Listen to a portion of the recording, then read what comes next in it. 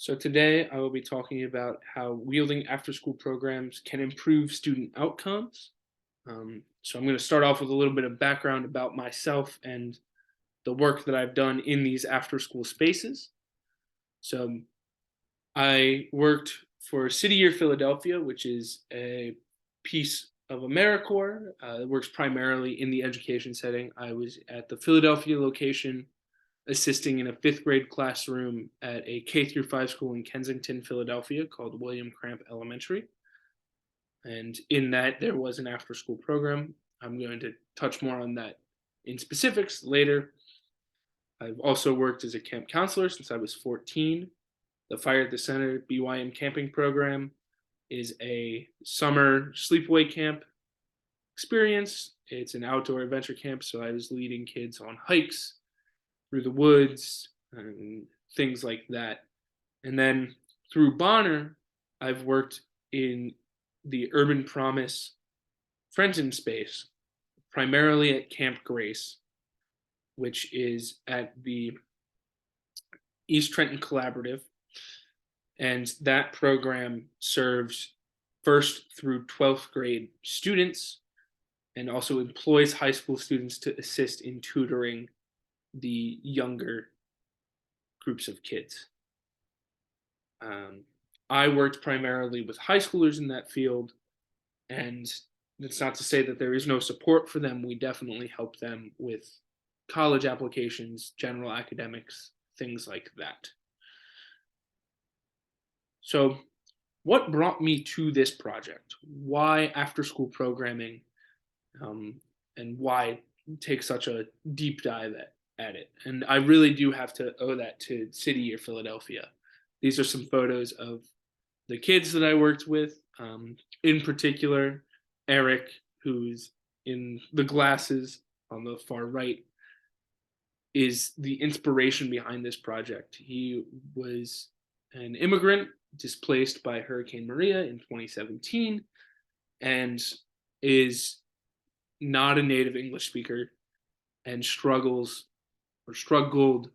to read and understand English. And he was the first person when we offer the after school programming to turn in a permission slip. So City Year offers a free after school program, and students on what we call our focus list have priority. And Eric was on mine and is just an incredible story.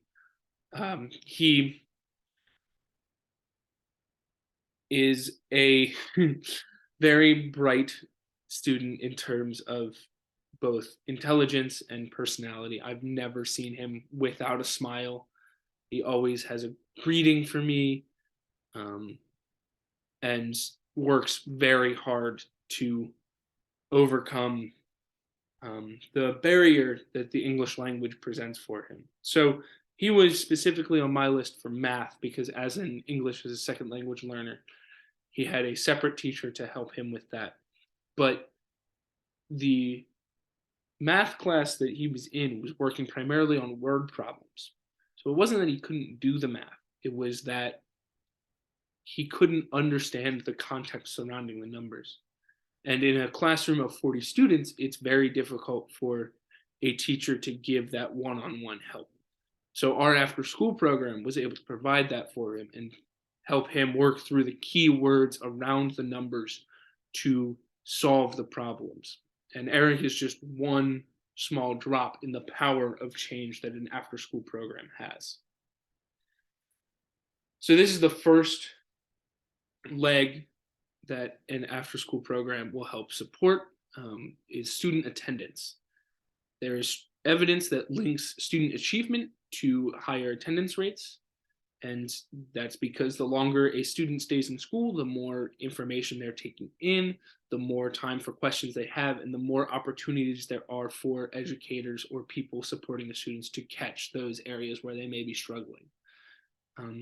And also, these higher achieving students are more likely to stay in school. So once their level in achievement rises, they want to keep returning.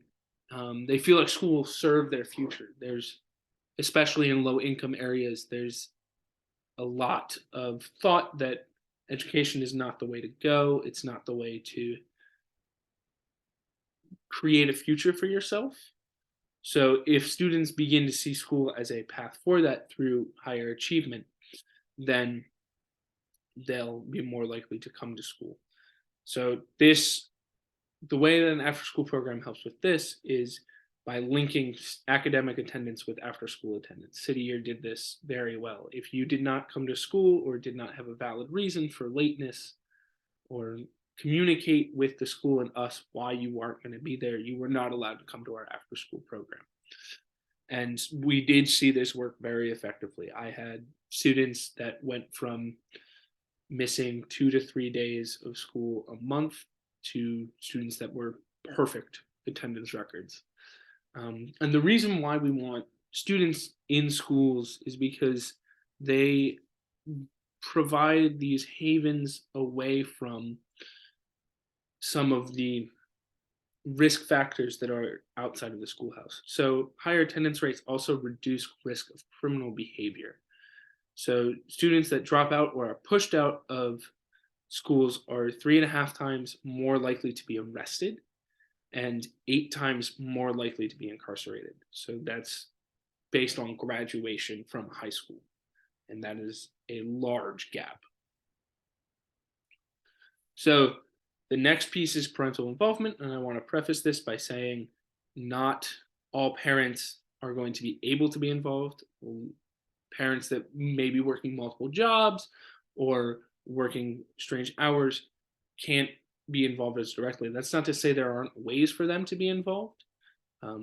Communication with teachers and with after school staff goes a long way.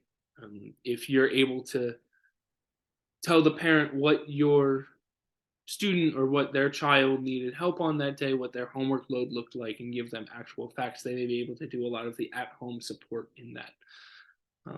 But in terms of involvement in programming itself, there's a parent board that can help provide advice to the school on like what would be helpful. So what after school programs do they need? What events would they like to see? Or a parent led or parent volunteers at after school programming may, for one, bring in more students, and for two, it may make parents feel more involved, more linked to their child's academic community. So that program. And then in the school itself, so this is outside of the after school space, but more so in the school space, they can volunteer to talk about their jobs and assist on field trips. And again, this is just more ways to get involved and more ways to feel like a community, because when parents get involved in the schoolhouse, children's attendance goes up and their achievement increases, and it becomes a more well-rounded facility. A schoolhouse should not stop functioning at 2:30 when all the students leave and it's just the cleaning staff and teachers. William Cramp Elementary has a GED class for adults that takes place during the after school time. So that way parents who can attend aren't worried about what risks their students may be up to or how their child may be spending that time at home. They can put them into an after school program that meets at that time that will help them with the academic support. And making these schools these communities means that there's a lot more support behind programs. So I've talked a lot about the benefits, and I haven't really talked about how to get a program there. So we're going to look at the structure of these programs. The first thing is that there can't be one size fits all. We have a lot of different types of districts. There's a lot of variables that go into a school's ability to create a program and sustain and support it. So there isn't a blueprint that's like you need this many staff, this resource, and this much school space, because you need to tailor the program to fit the school. And also, an after school program for first graders is going to look a little differently than one that's exclusively for high schoolers. But there are some categories that every single after school program needs. So active participants, and that's on both staff and student side. So staff and volunteers need to be there for students.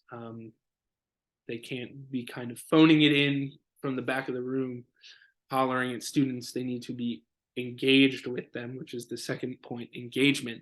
Students will notice if the people that are supposed to be helping them aren't engaged and don't really want to be there. So if there can be active engagement on both sides, there's a greater outcome. And then the measurable goals piece is one of the issues that current research has with after school programming is there isn't a lot of metrics or data points available. So by making sure that there's measurable goals, you're able to address a problem with more immediacy, um, instead of at the end of the year looking back on a big spreadsheet and noticing that there's an issue. If you have smaller measurable goals and you don't hit that metric, you can look back at what was going on with the program and make decisions to alter in that moment. So there's a model called the SAFE model that provides a little bit more of a framework on how to do that. So the S is the sequence step-by-step approach. When the reason why you want it to be sequenced is so that A leads into B leads into C, and there's a metric for each one of those steps. So A metric is met, so we can move to B. B metric's met, so we can move to C. But C metric, there was a problem. They didn't quite make it, so we'll go back to C and see where there was that breakdown or where there's a room for improvement. So active forms of learning. An active form of learning looks like helping the student directly instead of the passive learning where they would have to teach themselves. And also, active learning can include the different styles of learning. Again, in a classroom of 30 to 40 students and one teacher, they can't really accommodate all learning styles. Whereas a after school program with smaller student population and more support should be able to meet their learning needs and help them learn in the style that they do best. So focus time and attention on skill development. Focus time means that there is a set block where students are doing work and there's set times for each thing. So instead of the structure of if you want to do homework, you sit at this table, and if you want to play board games, you sit at this table. It's from 3 to 3:45 is homework time. We have a 15-minute break for snack, and then we're going to move into like reading skills as a group. And then once we're done with reading skills, we'll move into outside time. So keeping that structure so that way everyone's on the same page and following. And then in that, you need to explicitly define what's being worked on. Instead of we're working on math today, it's we're working on multiplying fractions specifically. And if you need help with a different type of math, then you can go talk to this person or sit at this table. And these are data metrics on SAFE models and how much they increase percentage points. So the blue bars are programs that are using the SAFE model, whereas the gray bars are programs that are not using this model. And as you can see, there is a dramatic increase in programs that use this SAFE model. And then here's another way to look at after school programs. So you start at a shared hub, which is right here. And then into that shared hub, there's shared language, there's coordinated access and delivery. So again, that kind of focused time that I was talking about before. And then you want to celebrate student success. After school space is not meant to be punitive. It's not meant to be a punishment, but it's meant to uplift and help students. The collective funding piece that they talk about here may not be possible given certain areas, but the evaluation and improvement based on that evaluation definitely is a factor in after school programming success. So I want to talk a little bit about social emotional learning, which isn't tied directly to after school programming, but definitely will feed into the work that you do as an after school program. So for starters, it's not therapy. You're not unpacking a student's trauma or trying to help them work through an event or something like that. You're giving them skills in how to be self aware, how to initiate tasks for themselves, responsibility, and social skills, emotional regulation. But there's also this piece of it where you're meeting the student where they're at. So let's say, for example, that I know that one of the students coming to my after school program had two tests that day, and they come in and they tell me that they feel like they haven't done well on one of them and that they're not going to be on their game. And in my head, I know that asking them and pushing them on that subject right now is not a good idea. Emotionally, they're not in a space where they can handle that. So, what I might do is give them some work they're confident in. So, if they're really confident in multiplication, or if they're really confident in their writing, give them an opportunity to build their confidence back up in that activity. And then it also connects to academics because students who have those awarenesses have the ability to regulate. They're more settled and they're more stabilized. So they're able to care more and put more effort into like student teacher relationships, student mentor relationships, and school in general, um, because they're able to see the benefit and the impact that it has. And also, their time is not spent on emotional regulation, but it's spent on learning. And then this is a little bit complicated in terms of after school programming, but how it impacts social status is very important. You want to retain students. In order to do that, there needs to be some status involved. So the idea of social capital um, is like, what does your program mean to other students? Like, how are students that are a part of your program perceived? So a big example is athletics. You know, the trope with the star quarterback and how they're popular and they kind of have all this attention on them. So I found that through my work with City Year and with Bonner, age plays a role in this, as does mentorship and encouragement. So with City Year, we were a lot less strict in terms of punishment. We weren't as punitive as, say, their classroom teacher. And we oftentimes would work with them and listen to them. We had that ability, though, because of how big our team was and how small the after school programming was. With Bonner, it's again with the high school students, we're in college, we're close to their age, we get what they're talking about, and that willingness to listen goes a long way. And that connection can help you become a role model for them and build on those social emotional learning foundations. And as a mentor, you should be prepared for social emotional work with students, not to get involved with them, but to listen. Listening is the big part. So here are the conclusions that I've drawn over the course of the research. Um, Intentionality, programs and staff need to be intentionally created, intentionally hired, and have an intentional goal. There needs to be a purpose in every facet of the work, and there needs to be a clear connection from A to B to C to D, and so on and so forth. And also, they need to be student focused. The program should be about the student success. It should not be about corralling students or punishing students or making them feel as though they are in school 2.0. It should be focused on their success in whatever that looks like. It's not to be punitive, and it may not even be to help with academics, but it's to help them with their education and their future. Which brings me to my final conclusion is that your after school space should be multifunctional.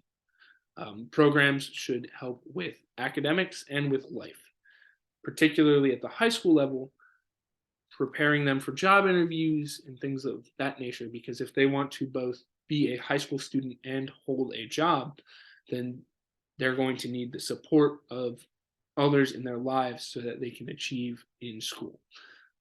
And these skills that they'll learn in these after school programs, particularly the social emotional aspect, expand beyond just academia and go into life. And I just want to give a thank you to the Bonner program for providing me with opportunity and experience. I've developed a plethora of values and had some wonderful mentorship over my past 4 years in this program. And I have learned so much and will absolutely be taking that with me into the future. Thank you so much.